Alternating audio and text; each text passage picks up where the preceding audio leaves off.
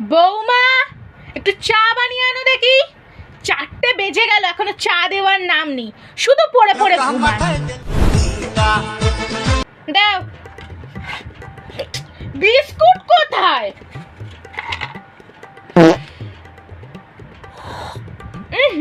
চাই কি মিষ্টি হয়ে গেছে?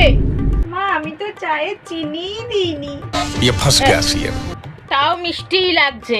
ওরকম পটের বিবি সেজে কোথায় যাওয়া হচ্ছে? তা এত পুটকি করে সিঁদুর পড়েছে কেন? আমার মতন এরকম একটু সিঁদুর পড়তে পারো না মোটা করে? বৌমা, বলছি তোমার সাথে একটা জরুরি কথা ছিল।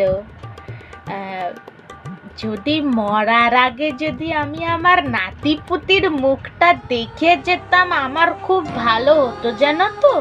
তোমার শরীরটা একদম ভালো নেই আর কি জানি কতদিন বাঁচবো আর না বাঁচবো। সবই তো বুঝলাম মা, কিন্তু আমার তো এখন সবে 22 বছর বয়স। তোমার 22 বছর বয়স আর তুমি এখন বলছো কি?